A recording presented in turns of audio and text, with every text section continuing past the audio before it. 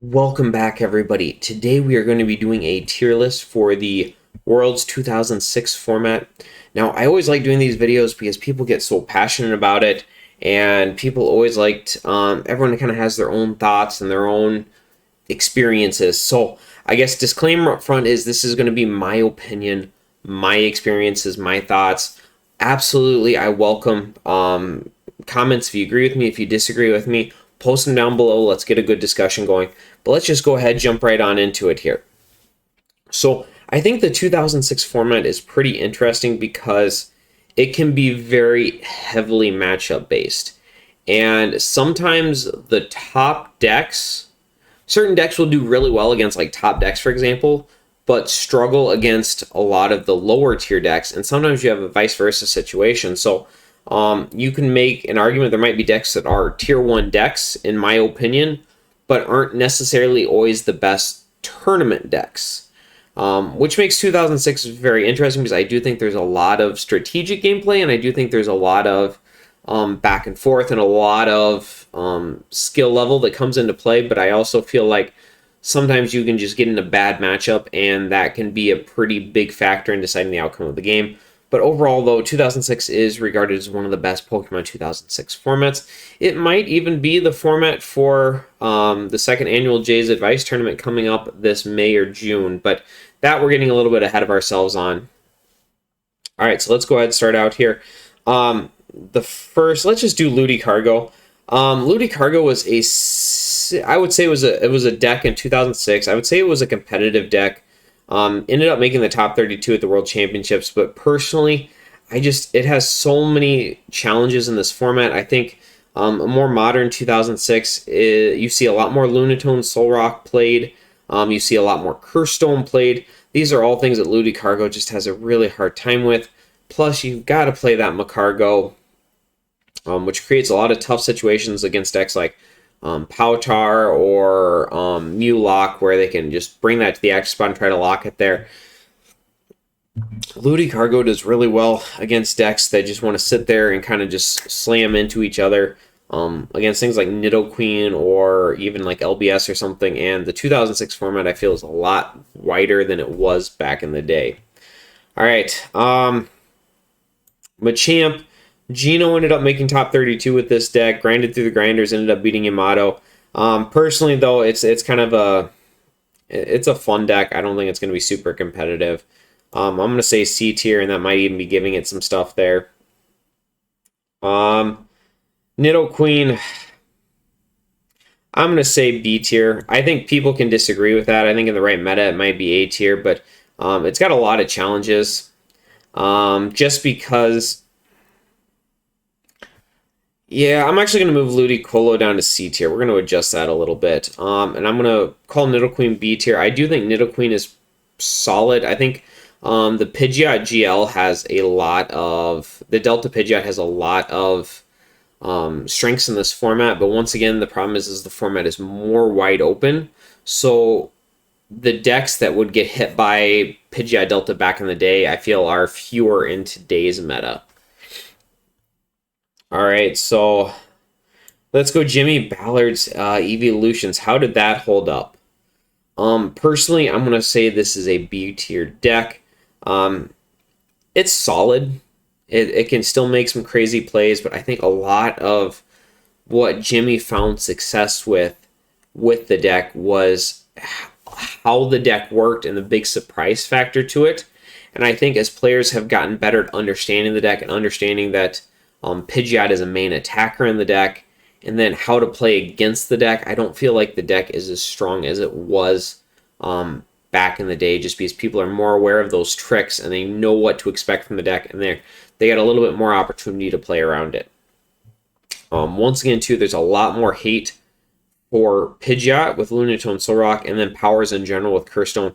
These are all things that really, really, really cause a lot of issues for the deck. All right, Mewtrick, the deck that Jason won Worlds with. I will say I feel Jason's list is a little bit dated. I'm a huge fan of the list I have on the channel, but I am going to call that an A tier deck. I think it does well against a majority of the decks in the format.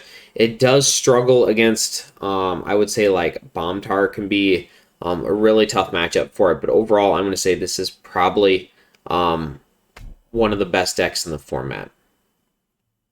All right. Turn to Arcanine. Once again, it does have some rough matchups in here, but I do think it's one of the better decks in the format. LBS is probably by far the worst matchup, and even that matchup is winnable. Just the deck's ability to be a turn 2 style deck, put that early pressure on the opponent, and be able to take advantage of both Houndoom and Curse Stone just makes it an A tier deck in my opinion. Ryeeggs. Yeah, we're going to say a B tier deck. Definitely has some strengths. Once again, this is another deck. Once players saw the list, they get more accustomed to playing against it. They do a lot better against it, but once again, the zap attack and then having abilities to access like things like Curse Stone can all be really, really strong options for the deck. Very strong in this format. Executor has excellent typing. It has multiple spread attacks, multiple high damage attacks. It's got a lot of strengths. It's a B tier deck. I got Banette in here, and I think there's a lot of different ways you can do Banette. You've got the straight Banette deck we covered on the channel. You've got Banette Metacham, which we'll cover on the channel at some point. And I have a couple of other rogue Banette decks that I've been working on that we'll put on the channel at some point. But overall, I am going to say this is probably a B tier deck. Once again, it can be very strong, put a lot of really early pressure on the opponent, but at the exact same time, it has its weaknesses. Dark is a horrible weakness to have in this format. That almost drops it down to a C tier in my opinion, but just having that high damage attack and then the ability to use like Battle Frontier, the ability to use Desert Ruins, the ability to play Lunatone Solrock, it just has a lot of little things going for it where I do think it is an okay deck, but it's definitely not that A tier deck. What else do we got? Let's go Dustox. This is a personal favorite of mine. I really enjoy this deck. But I do have to say it's probably a C tier deck. I mean, it just has so many bad matchups in the format. I really like playing the deck. I really like the deck. The format's not as only EX heavy with no counters as it was back in the day. It's just much harder to take advantage of Dustox. I do enjoy it. I do still say it has a very good LBS matchup, despite how biased Chris Fulop is in that conversation. But I don't know. Maybe Chris and I will get our best of 5 game in against Dustox versus LBS. Dragtrode, easily an A tier deck. Chuck should have won Worlds in 08. I said it. I'll say that confidently too. Chuck had the best deck in 2008. He should have won Worlds. He caught a lot of lucky breaks to get into the top 8, and then he got a couple of unlucky breaks to lose in the top 8 to Jimmy Ballard. Jimmy 100% deserved that win, but yeah, I honestly feel Chuck should have won Worlds that year. He just had the right deck and the right list for it. Even by today's standards, very few cards have changed in that Dragtrode deck. This is going to be Flariados. It's a solid deck. You could argue B tier. I'm going to say C tier. It just has a really, really hard time working in this format. It's solid. I like the deck in 2007 better. The list that we covered on the channel is I'll stand by. I think it's really good. Just 2006, just how the format plays out, I just don't think it's as good in this format. Lunatone Solrock. It won Worlds and Seniors, but I'm also going to say it's a C tier deck. It's just very generic. The damage output's not great. It doesn't have a whole lot of tricks to it other than it shuts off Pidgeot, shuts off Macargo. It's all right. We'll do Rayquaza. This is actually a pretty cool rogue deck. Sean Adams posted it on the Snowpoint Temple. Jason had played variations of this over the years, but essentially you use Rayquaza along with the other Rayquaza. So this Rayquaza searches out Holen's energies. So you basically search out multiples of the Holen energies. You just basically spend your first 6 or 7 turns of the game just searching out Holen's energies. And then you swoop it into the other Rayquaza that does 10 damage. for each energy attached to it. Once you have like 10 or 11 energies on it, and then you just swing for like 100 damage a turn. But essentially, if you have a lightning on it with the hole in GL, it reduces damage done to it by 10 from EXs. Then you play metal energy. So if you're against any EX heavy deck, you're subtracting like 80 damage a turn. And then you play like 4 lifer, 4 potion, 4 citrus berries, 4 metal energies. And then you play the grass energy, so you can't be affected by special conditions. Just a bunch of crazy stuff the deck can do.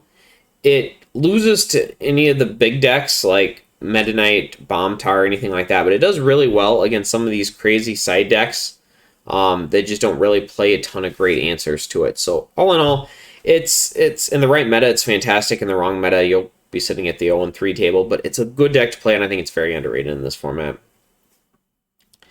All right, what do we got? We got Politoed. I really tried to make this work. I can't make it work. There's just too many ways to bring Politoed up in this format. You've got like Sneasel's Drag Off. You have like POW Hand Extension. There's just too much to make this work. It's a cool deck. It just doesn't work. It just doesn't work in this format. Mcginnium, this is like a watered down LBS. It's got some different tricks to it. I'm sure we'll cover it on the channel at some point. It's probably a B tier, maybe a C tier, probably a low B tier deck. It's cool, but I see there's very little incentive to play it over the LBS version. Latios is just better than Latios. Being able to do 200 is better than some of the tricks the deck can do. It's not a bad deck, and I know there's a lot of people that love it. It's not as good as LBS in my opinion. Which brings up LBS. It's an A tier deck. I feel it is a little bit weaker now. As the format gets a little bit more diverse, a little bit more Lunatone, Solrock, a little more Curse Stone, a little bit more POW, but it still does all of the right tricks at all the right times. It's an incredibly strong deck. Definitely an A tier deck, but it does have a very high skill gap to it. It's one of those decks that has a very low skill floor. Like, you can be a very bad player and still do well with it because it's 200 damage a turn, 200 damage a turn, 200 damage a turn. But you also find yourself in situations where you basically have to manage your resources right. There's a lot that goes into deck building. How close do you want to cut things? How few energy do you think you can play? How many Holen's energies do you play? But it's an A tier deck. And it's a good deck for the format. Metacham. People are gonna debate me on this. I'm gonna go with the Metacham Houndoom deck we covered on the channel. I do think it's an A tier deck. I think it does quite well against a lot of the big decks in the format. And just the ability to shut off power is going to be so incredibly strong. Rocklock, probably a B tier deck. This is very meta heavy. It's going to do really well in certain metas, really bad in others. Really comes down to how quickly you get the Dark Ampharos out, but I'm going to call it a B tier deck. Jolteon. This is Jolteon deck we covered on the channel. Once again, I really enjoy the deck, but it is probably a C tier deck. It's going to struggle against a lot of the bigger decks in the format. And as players get better about playing against that strategy, it's a lot harder to pull that off. You really need your opponent just to fill their bench and then just be able to constantly use Evolutionary Thunder to get all those prizes at once. Really enjoy the deck, but it definitely has some struggles in this format.